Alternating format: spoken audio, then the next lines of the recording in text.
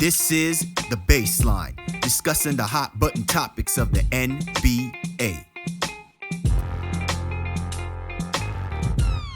Welcome, everybody. You're tuned to The Baseline. Callie Warren, y'all discussing the hot button topics of the NBA. We're back at it again, Autopsy Report style. Got two teams ready to put on the slab.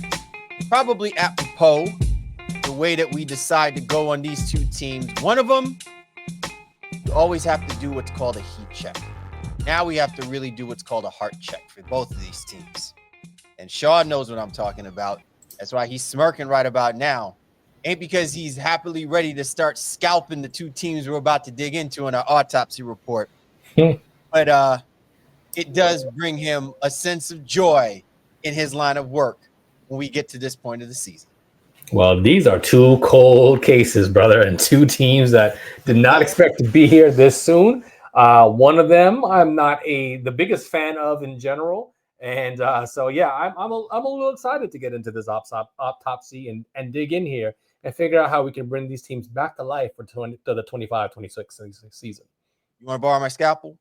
No, I'm going to go in here and just, just with my bare hands, I'm going to get into the bodies here. Hey, well, listen, man, the way that these two teams got exited out of the NBA playoffs could probably lend itself on being well-versed on what it's like to get your soul snatched right out of your body. It was a soul snatching. Before you can even pass gas.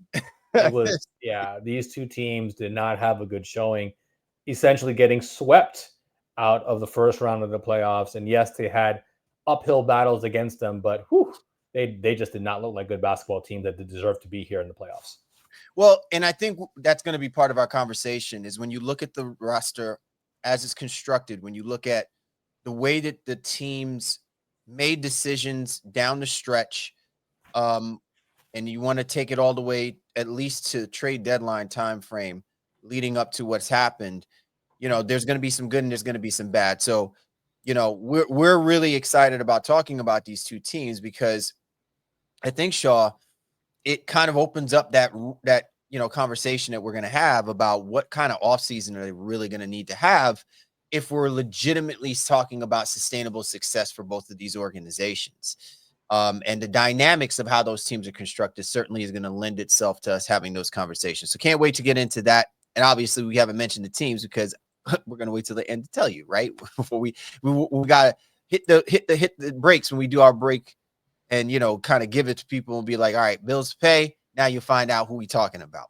But as always, man, appreciate my brother from another mother hopping on board, as always, for us to do our coveted autopsy report. And also the Baseline NBA podcast, which has been kicking strong for 10 plus years. As always, be sure to get my man Shaw at Shaw Sports NBA. Again, me at Game Face Lee, the show's Twitter handle at NBA Baseline, available on all the major platforms. You know where to find us. If you catch us on the YouTube channel and you like to say what up, we say hello to you and yours. And if you see the blue and white logo down on the right-hand corner, you know that we rocks with 19 Media Group family. 19 Media Group be running these content streets. So be sure to check not only us, but great family of content creators that are a part of the 19 Media Group family. Go to www.19mediagroup.com. Coming up, Shaw and I get right into it. Autopsy report, two teams being put on the slab. This week, we'll be talking about the Miami Heat and the Memphis Grizzlies. Don't go anywhere. You're locked in with us here on the Baseline NBA podcast. Yes, sir. It's about that time. Autopsy report. Callie Warrenshaw, Baseline NBA podcast. And the first team that we're ready to put on the slab, Shaw, we're going to start with the Memphis Grizzlies. I know you might have been licking your chops on, dissecting and fully going through doing a coveted CSI investigation on the Miami Heat. We'll save them for the end. Yeah. Let's dig right into the Memphis Grizzlies. I'm actually intrigued about your perspective regarding the Memphis Grizzlies, Shaw, because we had a conversation about who was going to take the 2 seed in the Western Conference. And I felt like the way that I had described my perspective of saying that the Houston Rockets were going to probably wind up taking that 2nd seed wasn't so much of not having confidence on the other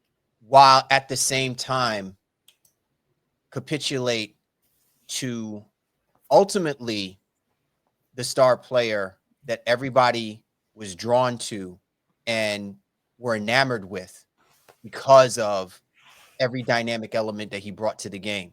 And as exciting as a player as Ja Morant is, and I think this gets missed so badly, Shaw. Let's remember the number of times that Ja Morant had been out, whether it was because of injury or because of his own undoing. Sure. This Memphis Grizzlies team was still among one of the most competitive teams in basketball. And I think a large part of that was that the team bought more into Taylor Jenkins than just the idea of the dependency and the star element that Ja Morant brings. While Ja Morant is a great player and at times can elevate a team, he can also wear the Superman cape. And let's call it for what it is. We're not saying that he's a bad person. We're not saying that, but the immaturity, the lack of awareness, wherewithal in recognizing that some of your actions are self-inflicted and also because of that causes collateral damage at the expense of your team, I think hit a tipping point. And I think you saw exactly what I think, even if you ask Taylor Jenkins right now, I don't want to put words in his mouth, but I'm sure he's saying, I tried. You know what I'm saying? I think this has now all come to a head. I think now what you're completely seeing is two separate visions of what this Memphis Grizzlies team can look like with or without Ja Morant. And I think this now also became a time where you're going to have to pick a side. You want to be on the Ja Morant side of how this team may look like with him on the roster, or you're going to look like what your future was going to look like, maybe playing for another team. Because I'm saying that I don't know if the parts collectively can do this again. I don't think that the Desmond Banes, the Jaren Jackson Juniors, and any of these other guys feel like they're going to have a place if this is part of what the struggle is going to be like playing under this. Like, these guys are going to need a whole offseason together. Not a whole offseason to go and sort out your feelings and wallow in what happened and getting destroyed by the Oklahoma City Thunder. You're going to need a whole offseason of actually being together and understanding each other and being each other's space, because you don't have the luxury of a head coach who knew how to help put that together in Taylor Jenkins.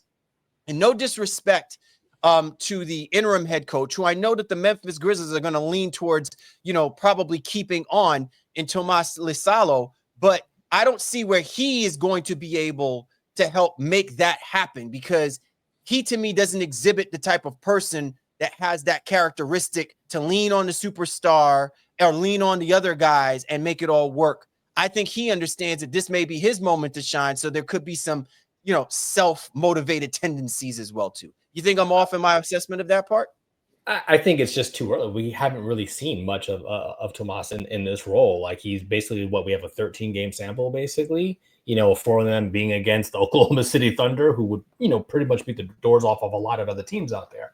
I think just the turmoil of the end of the season carried over. And I'll throw a couple of stats at you. The Memphis Grizzlies finished 6th in offensive rating and 10th in defensive rating. Post All-Star, they were 16th and 18th. They are more the post All-Star team than they were the team that showed you the body of work over the 82 games. So they're not this really highly efficient offense, getting open looks, generating looks for everybody. They're not this kind of really good top 10 defense either. Everything fell off a cliff after post All-Star. And the fact that they weren't able to beat anybody with any real substance, post All-Star as well too, or throughout the course of the regular season, is a really, really telltale sign. So the questions is not about just, do we trade Ja? Do we trade Desmond Bane or Jaren Jackson because we don't want to pay him? I think it's the role delineation, the offensive, the philosophical struggle that's happening between the coach and the general manager now, which you feel like should be settled now with Tomas kind of in play here as a head coach. But I'm not sure Ja is a star level lead your team to a title player. He's highlight film. He's going to put butts in seats. So that's, where he has the star power. But to your point, some of the the leadership qualities, I'm not quite sure that that's exuded in a way that's lifting all tides of this Memphis roster. So when you look at Ja, look at Desmond Bane, you look at Jaren Jackson, I see three guys who are probably qualified number twos, and Jaren Jackson maybe even more of a number three. And I don't know, some people don't think Desmond Bane is all that dope. I think he's pretty proficient, but you would say, okay, well, the three number two should be enough to make you competitive, and it did get you to 48 wins, right? Well, that's good, but it got your doors blown off, against a team that is elite, when they racked up 68 wins. I just don't know that the combination of Bane, Morant, and Jackson Jr. are enough to propel this team to the next level, especially in the Western Conference. But Shaw, I'm not even saying whether it's a question of it being enough. I think what I am saying is it's enough. Like, we've seen it. You've seen it. I got it. And it ain't happening. Okay. I'm just saying from what I'm looking at, I don't see Jaren Jackson Jr. having a vested interest in trying to run this back again. Whether or not it means like the Grizzlies have to consider trading him, I think, yes, you should probably move him, because I think for the style of offense that Tomas probably wants to run, if it's still going to include maybe Bane and definitely going to include Ja Morant, it can't be with Jaren Jackson Jr. I'm sorry. We've said this time and time again. For someone like Jaren Jackson Jr.'s skill set, I don't know if it's just mentality or it's just the way that the system operates. He is someone that is so lost at times, just completely disappears. And remember, we were kind of treading this kind of talk about Evan Mobley.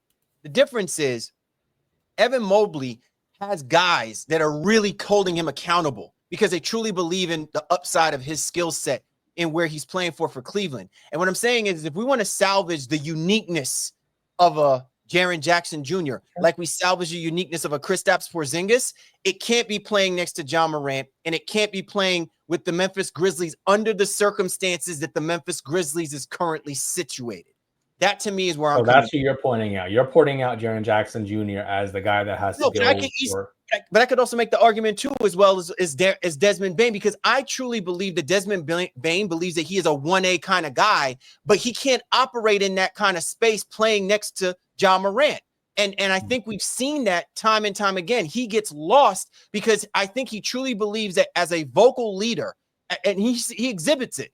He's a vocal leader and expends a lot of energy trying to keep the guys together, whether Ja Morant is out there or not. But then we don't see the consistency, his ability to score the basketball, because he's not looked at it like that. To your point, he's kind of like, everyone's kind of looking like, he's all right, but he ain't real. He definitely can be real, but he can't be real playing in that kind of system, and he can't be real playing with those two guys next to him. So something has got to give regarding that trifecta, going back to what you're talking about. Well, let's analyze that for a quick second, right? Because for many people's accounts, Triple J here had one of his best seasons in an offense that was more friendly and democratic, without Ja kind of dribbling the air out of the basketball, as they say.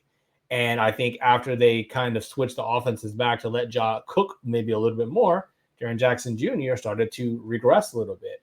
I'll go down with the ship in saying that Jaren Jackson cannot lead you offensively.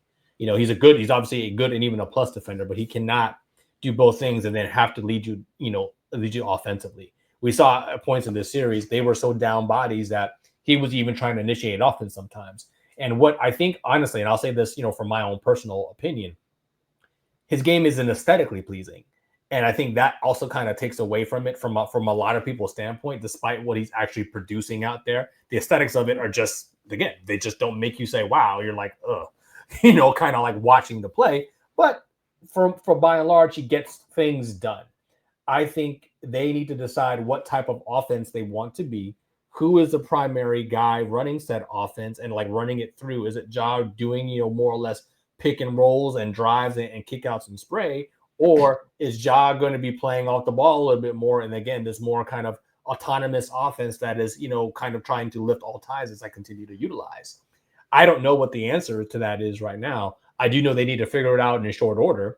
And I will say, we've been kind of bagging on them in a negative way. There are some positives in this team because you do have Scottie Pippen Jr., who's going to be, I think, the next, one of the next best backup point guards in the NBA. Like, he looks really, really, worth his salt. They had an injured season from JJ Jackson. Like, all right, if he comes back, maybe that's something. Zach Edey, yeah, he's a large individual. He's got to learn the NBA game and how to stay on the floor a little bit more as well, too. And I think and Jalen Wells as well, too, like rookie sensation, who's going to be on an all-rookie team, despite the injury that he suffered towards the end of the season. So there are pieces here, but, it's hard to talk about those supplemental parts that are really good that a lot of teams would actually like we can't just glaze over the stars, if you will, the 3 potential all-stars, but 3 potential all-stars aren't necessarily 3 potential superstars. And that's where the Grizzlies are tripping over themselves. So Shaw, all right. I'm going to try my best to show a level of positivity here. Okay. I'm going to try. I apologize to you and I'll apologize to our listeners if that just doesn't. So that means you're not going to try. Yeah. I'm giving a genuine effort here. So just work with me on this. Okay. I think one of the reasons why we're pleading for the Memphis Grizzlies, in a way of itself to get out of its own way, because I think we saw glimpses of a really good team collectively. But then we've also seen what happens when we capitulate to the team's mystique or their talents, right?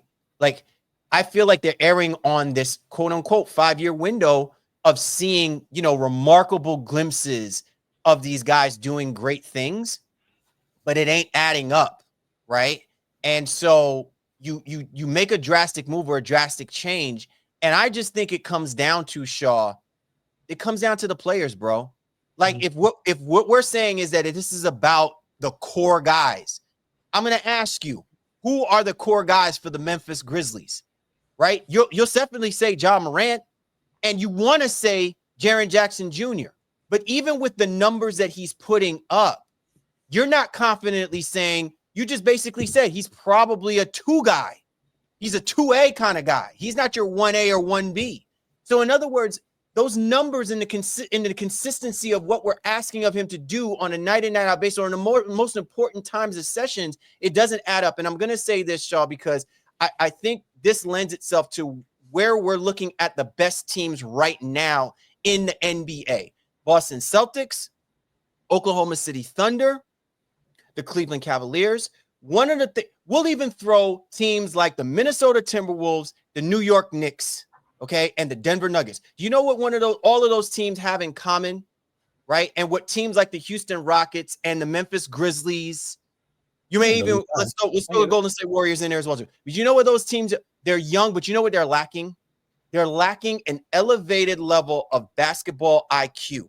One that merits the idea that they can still contribute. Your star players can still contribute without only relying on what they've been known to do. In other words, we know Jaren Jackson Jr. could probably be Defensive Player of the Year if he puts his mind to it.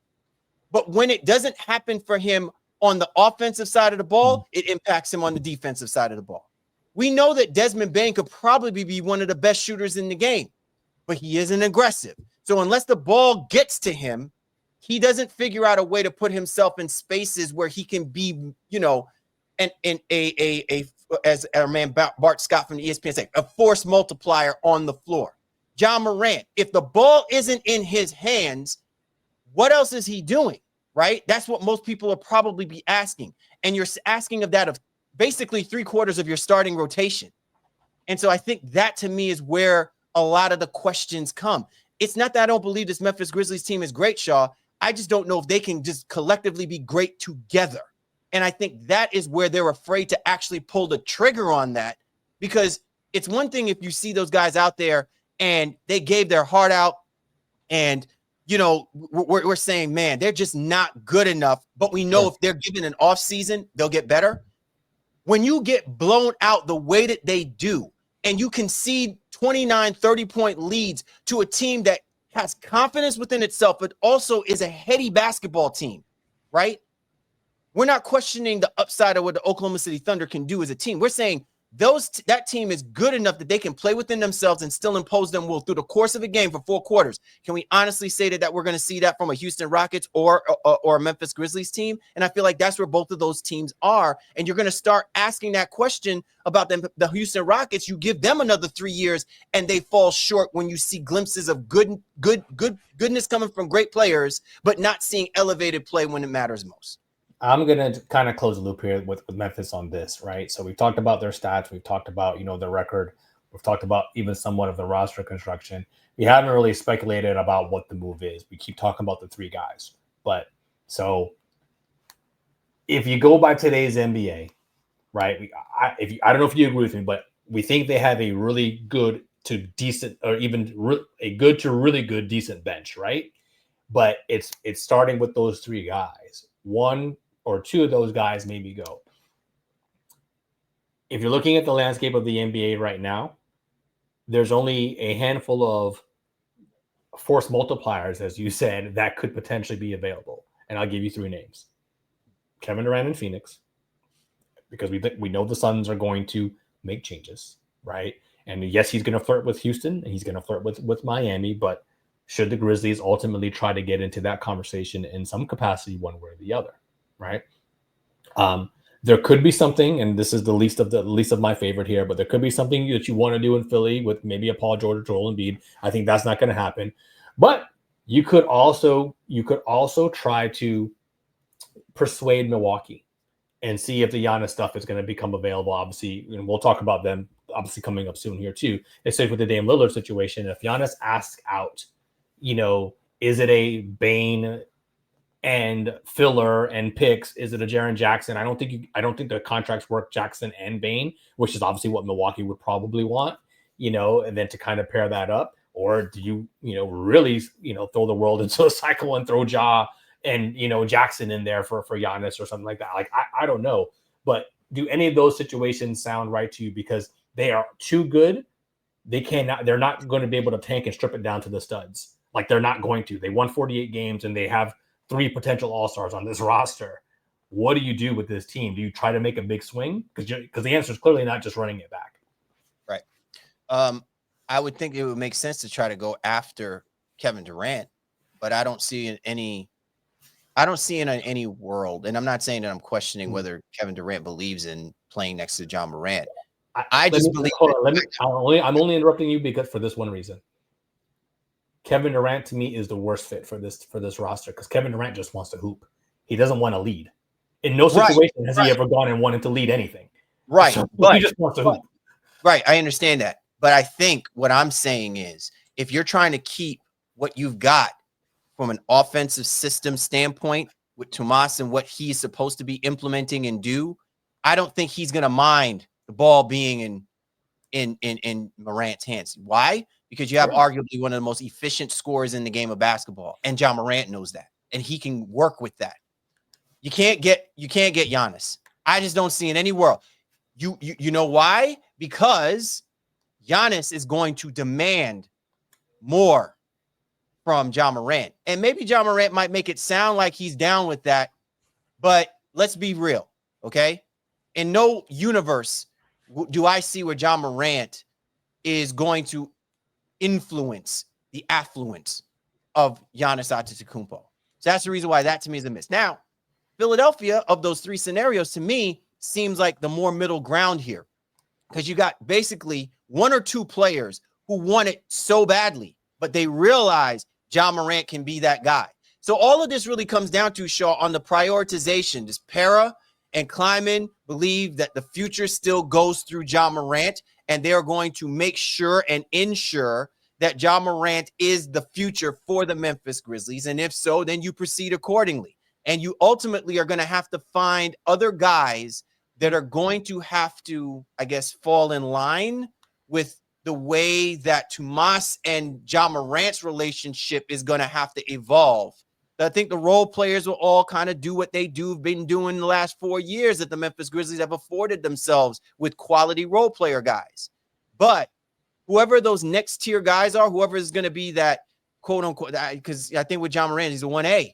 So there's going to obviously have to be a 2A and 2B kind of players that are going to concede on saying, you're the star, you take us to the promised land, I will give you what I can give you. But Shaw, I go back to this again. You're asking the maturity and you're asking the Grizzlies to buy into there will be a different level to Ja Morant come this offseason, and all of what has happened is going to make him basically look at things completely different and approach things completely different for the greater good of the team. Last thing. The Ja thing is not just only about his maturity. I think some of it now is his health. Like, he's not healthy. He's getting kicked out of the air. He's not frail, but he's a slight of body. So he's taking very hard falls because of the way he plays, and that's something that's going to be another lesson for them too. And actually, I meant to, not necessarily throw Philly into this, but I think another name that could be thrown about, and if they wanted to take a chance on another off-injured guy, could be Zion. And if they're trying to bring some semblance of electricity and flair to it, but now you're banking on two injured guys, those things, none of those things sound right to me. I'm really interested to see what Kleiman and company will do this offseason, especially as we head into the free agent and obviously the NBA draft as well too. One last question, Shaw. Just give it to me straight. Do you see this come this offseason? Do you see it being Ja Morant with one, or Ja Morant by himself and two offloaded for the Memphis Grizzlies? And obviously, you know who I'm talking about between those two. Yeah, I think there's a very good chance it's Ja and one. I don't know which one per se, but I think they need and want to try to bring some sort of fresh blood in here. But I would be surprised if Ja is a guy that actually gets moved in any real conversations here. I mean, it would have to be an offer you couldn't refuse. And I don't know if anybody's taking that chance on Ja right now, especially with all of his recent injuries and some of the stuff that he's been dealing with off the court as well too previous to this. Absolutely. You're tuned to The Baseline. Callie Warren Shaw discussing the hot button topics of the NBA. Coming up next on the slab, we're going to put my boy's favorite team on that. You know what I'm saying? We're going to talk about the Miami Heat as they got flamed. So I don't know what that's supposed to look like. You know what I'm saying? We don't do well with burnt bodies, but we'll do our best to dissect what took place with the Miami Heat. Keep us locked here on The Baseline.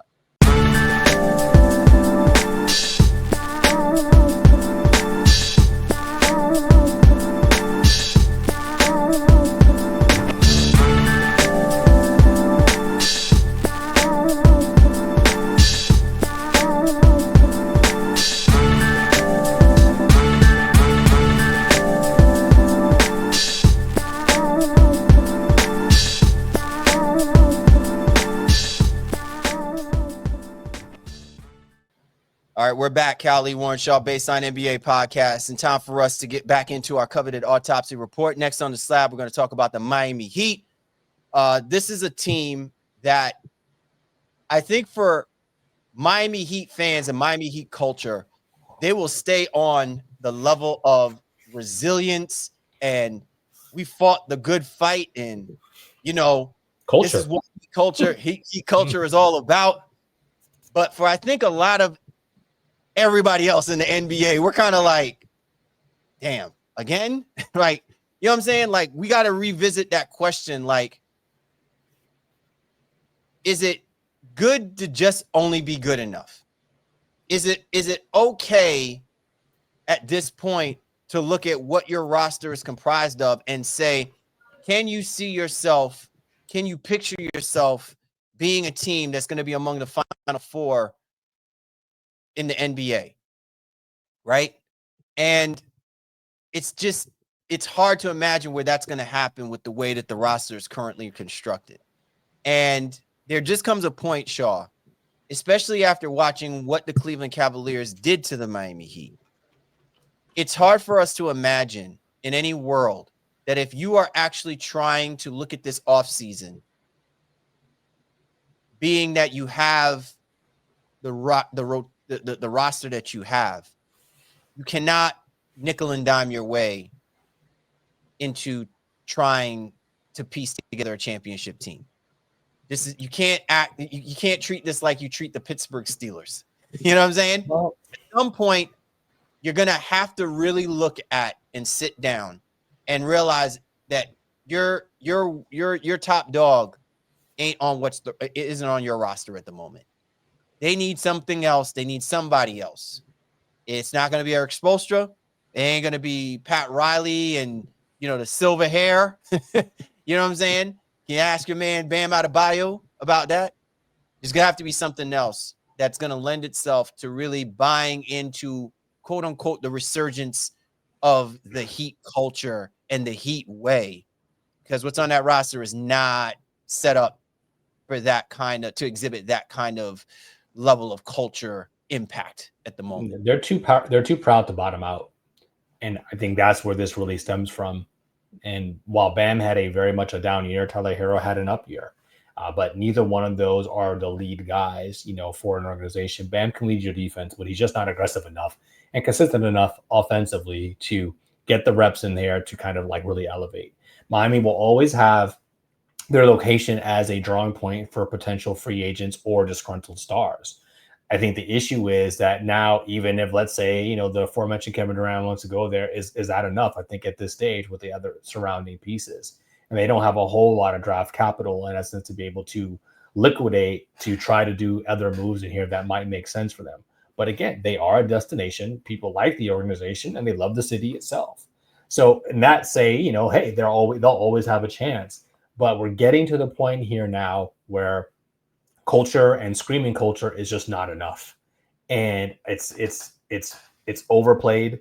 And Spoelstra's comments at the end was like, "Yeah, we were humbled, and yeah, we have irrational confidence, and we thought we had enough, and clearly you did not. You didn't even have close to enough. You weren't even in the same stratosphere as the Cleveland Cavaliers." And credit the Cleveland Cavaliers and credit the aforementioned Oklahoma City Thunder. Those teams are elite level teams, but the way they dispatched of these 8 seeds is nothing short of embarrassing for these 8 seeds. And there has been some misses, I think, on some of the draft picks that the Heat have had more recently. Not more recently. I mean, Kello Ware, I think, is somebody who can grow into something. And even Jaime Jaquez, great last year, not so good this year. Maybe it was injuries, I don't know. But again, they're pieces. They're not stars. And that's because you continue to pick in the middle of the draft or, late first round or whatever the case may be. And you can't really extrapolate the talent. While they're very good at talent development, they're not enough to get them to the next level to truly build around somebody. So despite Herro's all-star appearance this year, despite the strides that he's taken and unfortunate strides backwards that Bam has taken, this Heat culture and Heat organization is nowhere near actual title contention, despite what they irrationally may think and what they may tell you. This is not it. And they have a lot of work to do this offseason. Yeah, they have a lot of work to do. But I also think as well, too, Shaw, that like the timetable for the Heat player to mature and elevate is no longer defined the same way as what we looked at with, previous Heat rosters, going all the way back to Dwayne Wade and company. It was easier for the Miami Heat to pull together the strays and give them a chance to shine. And when they were exhibiting what they can do, being a part of a good team collectively, having a quality start, a couple quality star veteran guys, and then they just come in and they just do all the extra dirty work, really kind of, we suddenly saw the culmination of the Heat way, so to speak.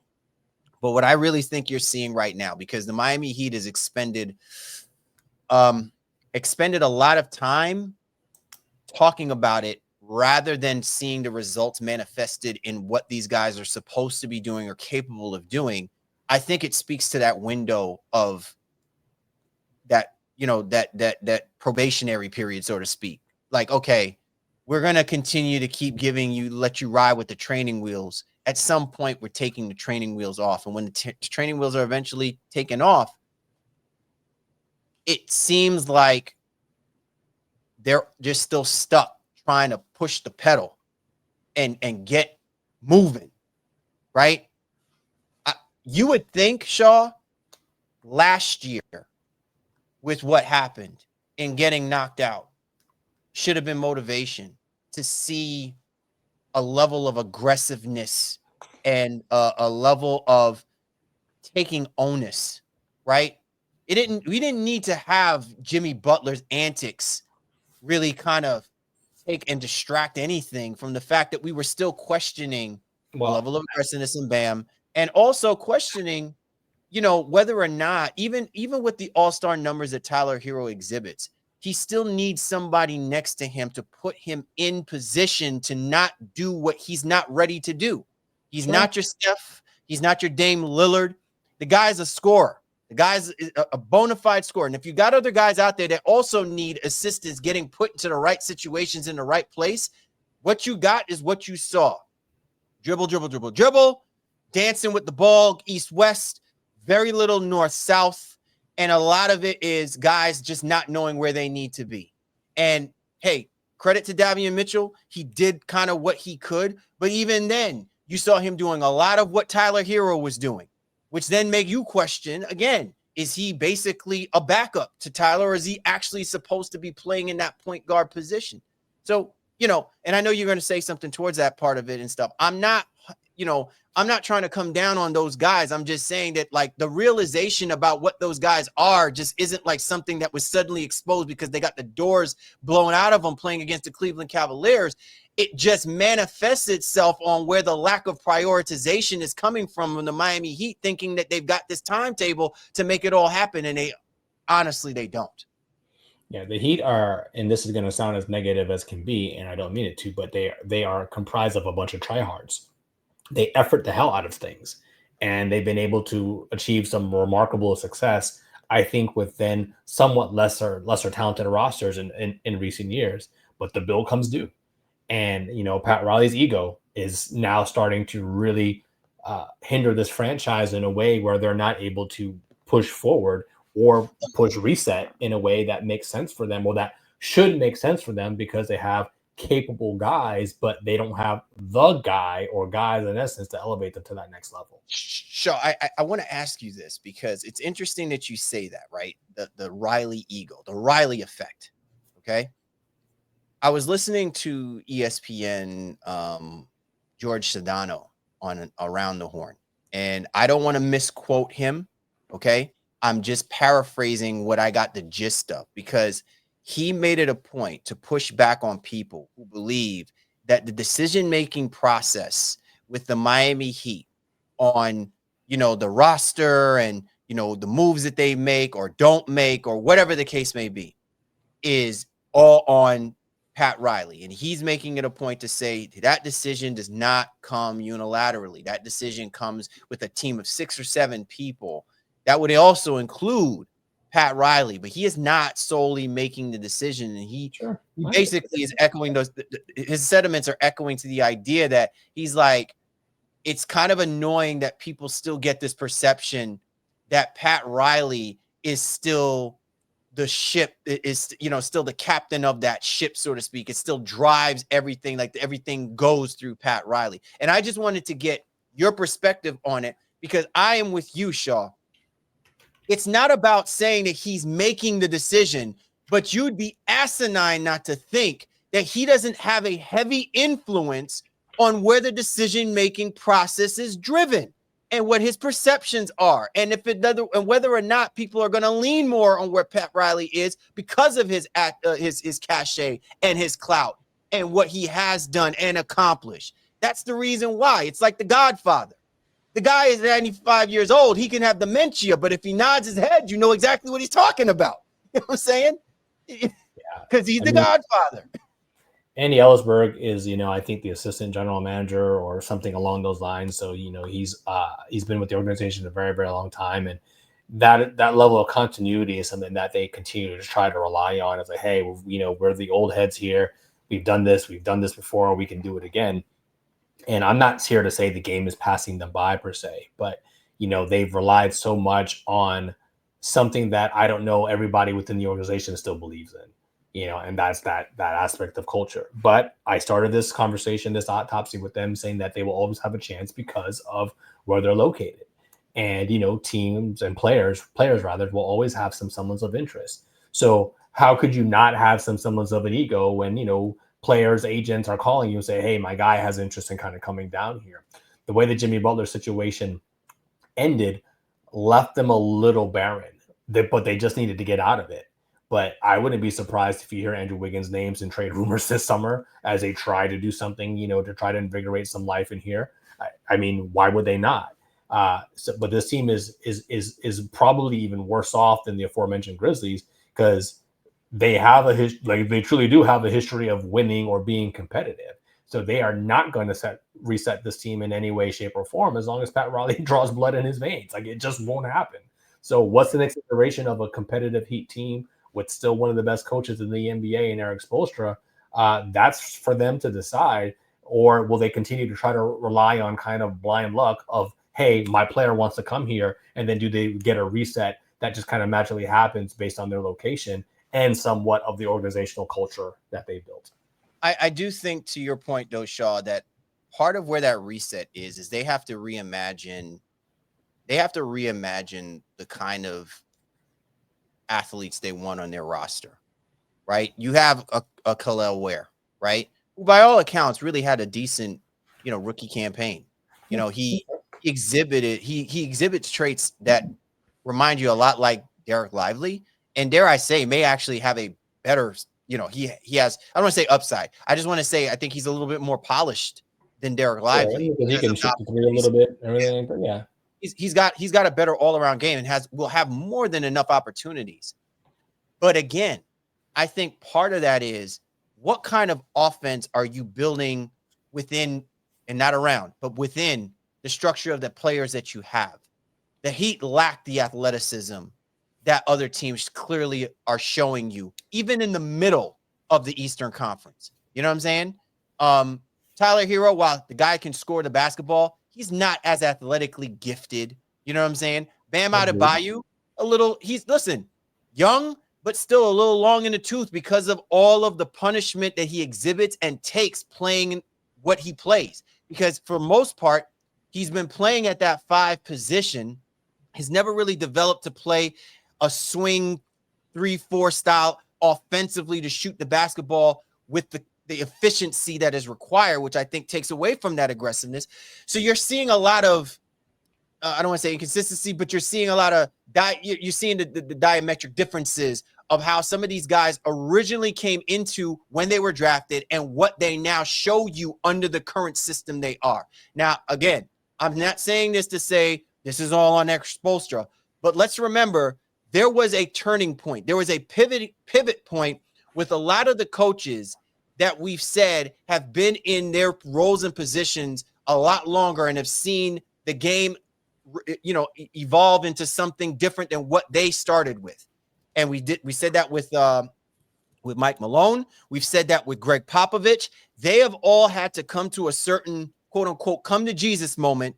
And whether it's go overseas, go coach for the U.S. men's basketball team, operate with a few different players, a few different star players, see how they operate. But they have to come back with something when the offseason occurs and say, I got this kind of squad. I got these kind of guys. I'm going to need them to play this kind of way. And I think this is where you have the opportunity to roll the dice, Shaw, because of the fact that they are a middling team. They try the heck out of everything. You might as well try with this. Play an up-tempo style. Get out of that half-court game. Run up and down if it means you're not going to be as solid defensively. But something is going to have to give. And whether it's through the roster changes that you hope that they make, but I still also think it's the offensive system that you're going to actually need the guys to actually try and play. Do something different. Create something different for some of those guys, and then see whether or not the Tyler Herros, if you still keep Wiggins, all of these guys, if any of them stay on, what they can actually show you in this new iteration or this new style, even at the expense of maybe losing a few more games than necessary. I mean, I think Spo is a guy who can coach whatever style. I think he's tried to go to the actual personnel of his team. So if you're saying, hey, they should try to run because they're supposed to be one of the most well-conditioned teams in the NBA, while they still don't have athletic guys, well, some of that is a conscious decision in essence to try to push the pace, to try to get better looks and early offense. And maybe that could work, with the current personnel and roster. They would need guys like Hawkins Jr. to take a leap. They need like Jokic as well, too, to really show consistency. I think he's shown signs, but nothing where like, all right, yeah, that's, you really see it as a long-term play there. But again, we know this team is going to try to make moves. And if you can trace it back a couple of years ago where Dame said he wanted to go there and then ultimately didn't land there, they were really cocky and thought, well, because he wants to go here, this is where it will go. And, to Portland's credit and to Miami's chagrin, they were just like, nah, it ain't going to go that way. We want what we want to do for the best of our interests of our team. Damn what Dame Lillard, Hall of Famer, ultimately wants. And while I don't know if Dame would have franchise altered their current trajectory, and had he been paired alongside Jimmy Butler and all that, the world will never know. One of the great what ifs, of an NBA history, so to speak. But I'll go back to Riley and the proverbial ego, because he pressed and pressed and pressed, and to some degree extrapolated what he wanted to get out of Tyler Herro, who became an all-star this year, but pressed and pressed and pressed in a way that offended Jimmy Butler. And whether you feel like that's good or not, whether Pat Riley was right or wrong and Jimmy Butler was right or wrong, either way, those decisions to be the way that I guess he's always been ultimately wore thin on Jimmy and caused him to force his way out of that in a very, very ugly divorce. And I think that's where the Heat organization and Riley specifically, and I'll be interested to see when he gives his state of the team press conference that he does at the end of the year, what methodology does he take? Does he press again? Does he, call guys out and say, oh, this guy needs to do this and this guy needs to do that in an overly critical way? Or is it in a constructive way? Is like, hey, if this guy does this, and then it's kind of like showing that you have belief that this person can do it, as opposed to ridiculing them publicly. We'll see if that gets more, again, attracts more bees with the honey, so to speak. But I don't think that's his way. And that's where I just don't know if Miami is going to get out of its own way to be a lot better than we've seen in this 9-10 seed over the last couple of years. What if, Shaw, they actually go after players that exhibit very much the mentality of what Dwayne Wade was like? Alonzo Mourning, maybe even, a Shaquille O'Neal. At that particular time, where the brashness, the confidence was more exhibited in their style of play. So I'm thinking like a Giannis. You know what I'm saying? I'm thinking in terms of someone who I think resembles a mentality that is more self-spoken. Then, because if you kind of think about it, Shaw, Bam Adebayo has been the closest player that they have that quietly goes about the business of doing that work. He just doesn't do it nearly as aggressively as all previous great Heat players have shown. Tyler Herro is like the first kind of, he's a little flamboyish. He's a little, I don't want to say weird. He's outside of the scope of what the Heat usually go for. And maybe they say, okay, we've tried this. That's just probably not going to work. And if we do this again, it's gotta show. Like we gotta. So what I'm saying is, if they're going to roll the dice, to your point, Shaw, if they're going to push their chips to try to, what if they go after a Giannis-like kind of player, a guy that, he don't want to try to say a whole lot, only what's necessary. Everything is exhibited by what he shows you on the basketball court, and the respect that he demands and commands usually falls in line with what you hear from your president or your owner. Yeah, but what's the path? Wiggins and I know. The path is damn near impossible. But what I'm saying is, what if that's kind of the mentality, the approach, so to speak, about anybody that they're looking to try and draw and bring in? Like, in other words, maybe they thought they could have gotten that with Jimmy, but you knew that Jimmy was unique, right? You knew that Jimmy had I do things my way kind of style. The Heat culture wasn't going to stop that. And he knew that the way that he played, how he plays, how he makes other teams great or successful would always resonate and speak louder than what the Miami Heat was going to try and say or do. I think where they parted ways is that it seemed like the Heat was going to do the Heat, and Jimmy Butler, for the 2 attempts that they had in getting to the NBA Finals, is like, this ain't working.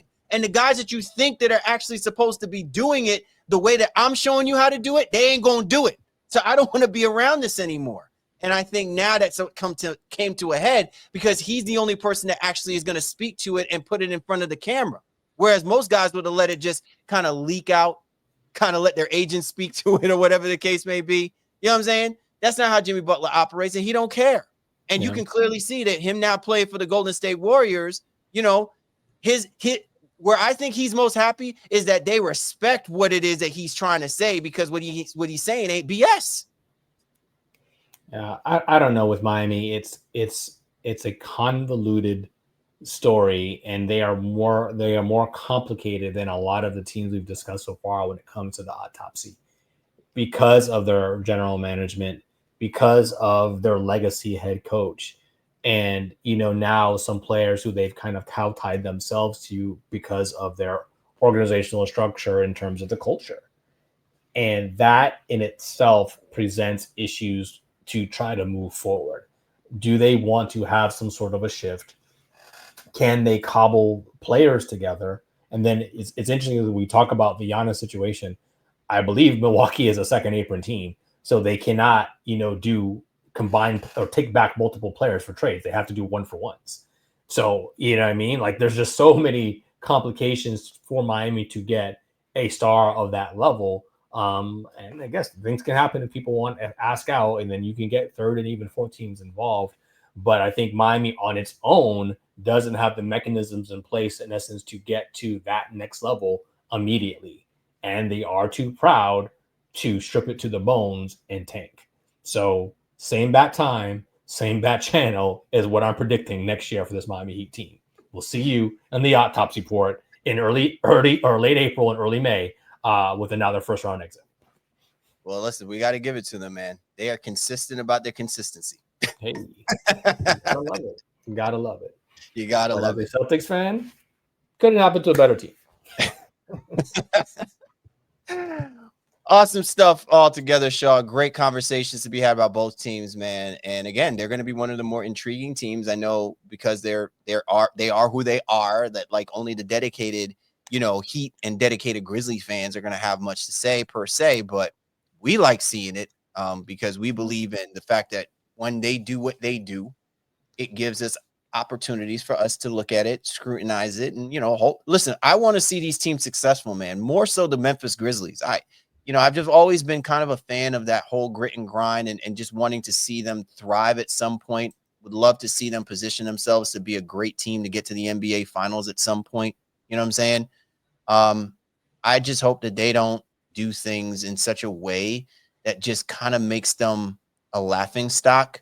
And I also don't want them investing a lot of their energy and time on the perception of what good players might look like, and their culture just doesn't fit for what they want to do. I think listen, man, we got enough teams that we're going to be talking about come the course of this year and in the offseason saying what version of this player that you've decided to keep on longer than necessary are you willing to tolerate and take, and how much longer do you want to do that at the expense of probably ruining your organization or ruining the fan base's confidence in you as an organization. And so I don't want it to get to that point for both of these teams. But ironically, the way that they're structured, they're doing it in different ways, right? One of the newer, nuances of doing it, and one saying you're staying into this mentality way too long. Yeah, the problem that both these teams have is that there's not as currently constructed another level for the main guys to reach. I think Herro peaked this year. Like, this is the best Herro can be. I don't think there's another level for him. Bam regressed, so maybe you could say he can get back to the other level, but that's still not enough for that. And I think Bane, Jaren Jackson, and Ja are who we think they are at this stage. There's not other levels for them. So that's why, again, I can say same that time if they just kind of run it back, because there's not something that's going to change fundamentally. Now, again, if you somehow, Tomas all of a sudden becomes Kenny Atkinson, and then, hey, the Cavs didn't really change the roster, and now he has a full season to implement whatever he wants to implement, I color me shocked. But I don't see that happening. And I think the same thing with Spo. I think, at this point, while he can coach pretty much anybody, this roster doesn't have a whole lot of bandwidth or upside in it currently. So let's see what Miami and Memphis do this offseason, what teams, what stars become available, and how they sniff around and ultimately decide to engage themselves and try to be better for 25-26. Absolutely. As always, man, we appreciate everybody for hopping on board with us this week. And be sure to get at us, man, on all the major channels. You know where you can find us. We want to hear from you and what you think about where our perspectives are regarding the Heat and the Grizzlies, respectively. For the baseline, Callie, Warren Shaw, we appreciate you guys. You know we do. And we'll catch up with you next time.